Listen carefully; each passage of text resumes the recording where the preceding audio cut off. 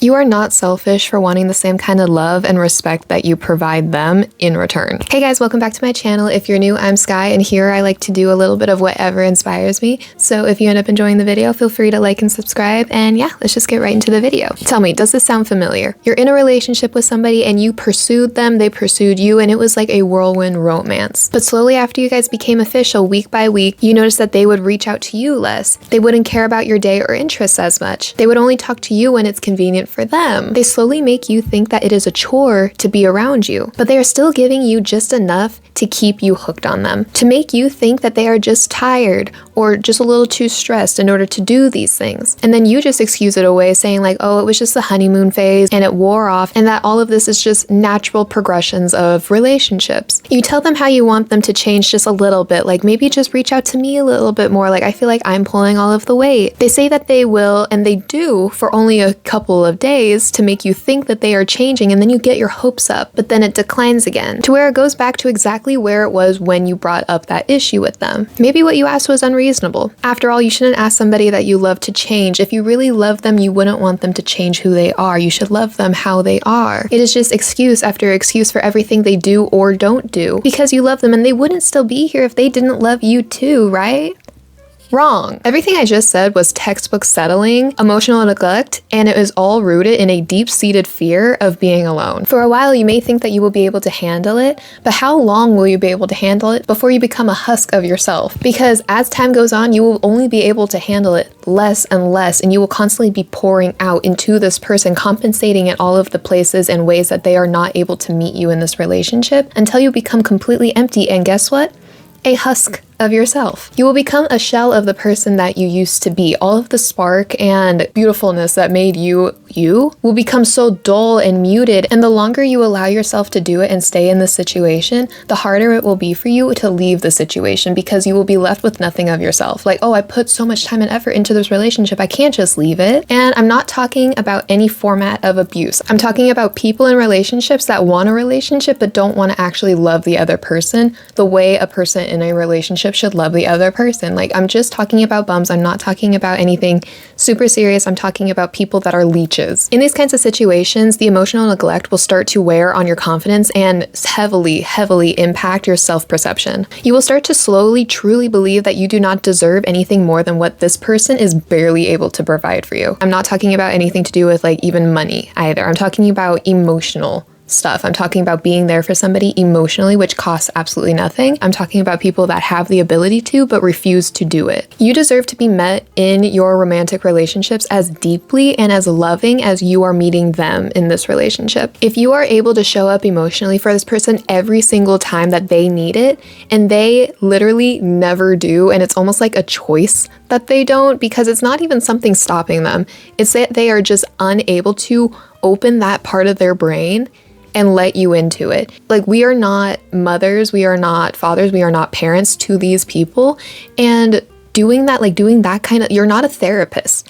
You can't change somebody that is unwilling to change. You are able to go get that kind of love that you so desperately want from somebody else. Don't beg for it from somebody that is willfully trying to like not give it to you. Don't let anybody drain the life from you, because you are so special. There is literally only one version of you on this planet. Don't let somebody take all of what you are from you. You are so special. I don't think you understand that. Like, you are one of one. There is literally nobody else that has all of the attributes that make you so you. I don't even see you. I don't even know who you are, but I know that you are special. I know that you have value.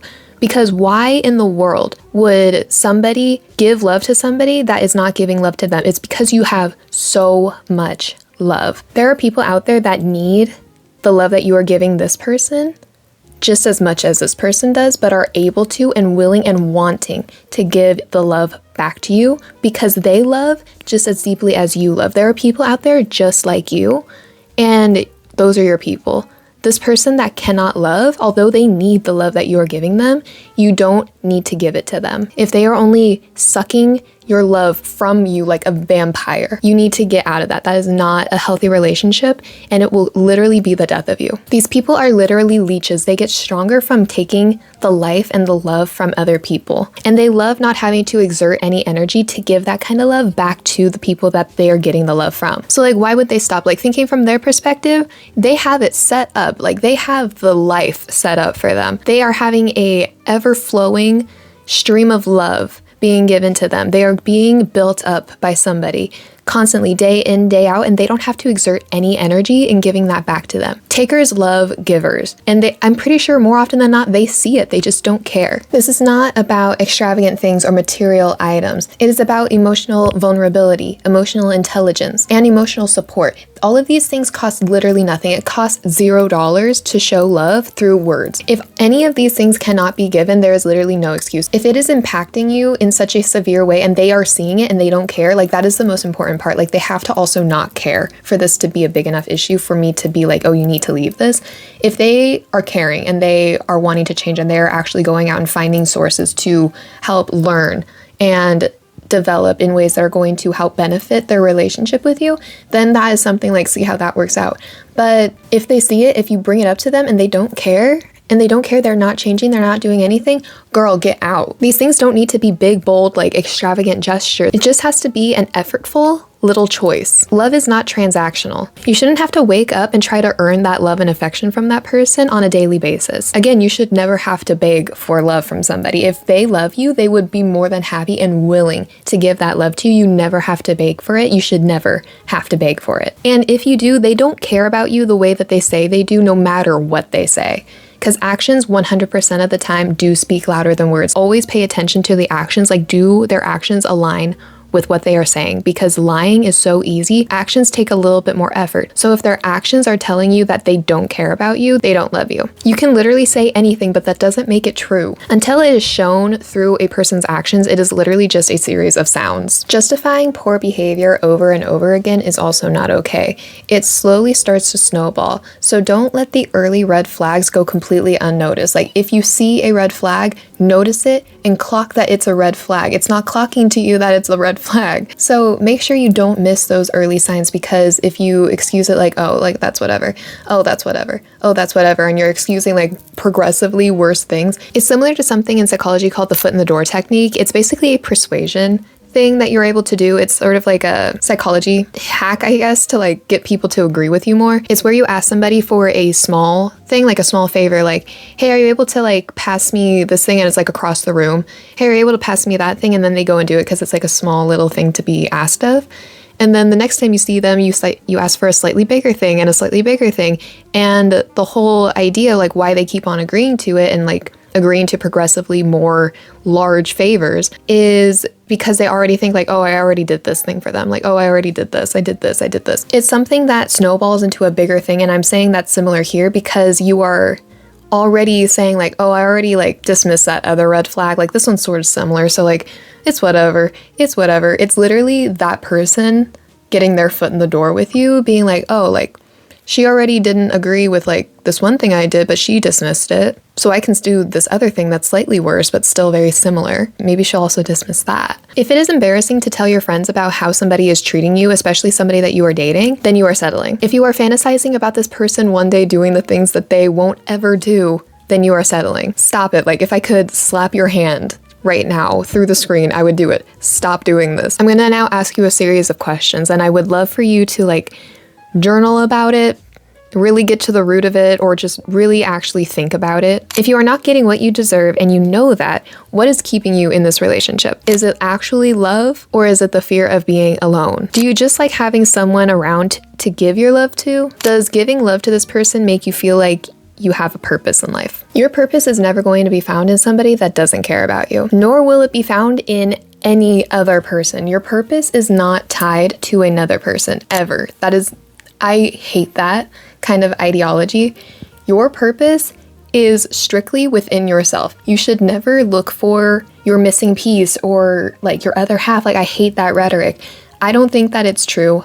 I completely reject it. No matter what kind of potential, how much potential you are seeing in this person, their potential does not equal what they are willing to do or what they are going to end up being like. Stop falling in love with who somebody could be and start seeing them for who they actually are. And they are only saying these things to you because they know that you want to hear it, and it will keep you around longer because you like to see the best in people. All it does is keep you from walking away. It is simply manipulation. An apology without change is manipulation. They are just comfortable with you being there. It's not love. And it's probably to an extent the same with you. You are comfortable with the idea of being in a relationship no matter how bad it is. It's better than the uncertainty of being alone. But you do not need this specific person in order to live. You don't need this person to breathe. You don't need this person to wake up tomorrow. You only feel comfortable knowing that they are there. But being alone is so much better than having all of what you are and all of your energy being sucked from you on the daily. Even if you think you can't do better, you definitely can. If you show up fully with love and respect for somebody, you are able to do better. You are going to be able to find somebody that is able to meet you there and probably beyond. And the unfortunate part is they are not going to show up at your door. They are not going to fall on your lap. You need to go out and look for these people, and that is going to be like weeding out the bad ones, because there are bad people out there, but there are also some really great ones, and it's going to be work. It's going to be effort, but if you really just want to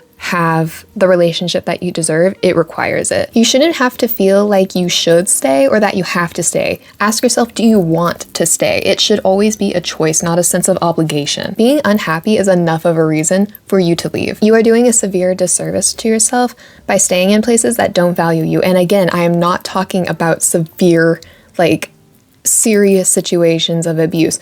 I am not talking about that at all. I'm talking about relationships where, like, you are giving everything and this person is just being a bum and is taking from you and not giving anything back. And I can hear the rebuttal of like, love is supposed to go through the good and bad.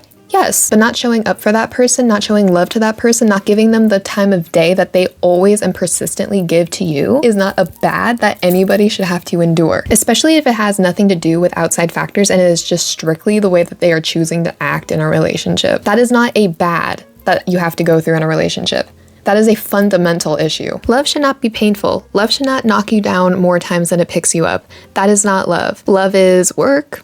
Love is sometimes stressful because you guys need to both come to a general consensus on things and you are merging two lives. Love is a lot of different things, but it shouldn't be overarching negative and it shouldn't cause you immense amount of pain. Don't let the one time they chose to have a movie night with you overshadow all of the other times they chose to put everything else above you. You deserve a wholesome love. You deserve a love that is as powerful and as strong as the love that you give to other people. A love that will always think about you the way you always think about them. It's basically just a functional, healthy relationship. Settling will never make you feel whole. It will only make you long for more in private or drain you of all of the things that make you so amazing. This kind of thing can happen with friends too, and it's like so crazy. And these are all people that we get to choose to have in our lives. Like, we are not obligated to have these people in our lives. So why not choose somebody that is good for you and worthwhile? You are not obligated to settle down and like tie yourself to the first person that comes along and shows interest in you. You need to be discerning with who you allow in your life and be proactive in reacting to things if it goes sour. People always say communication is key, and although it is very important that you actually communicate things,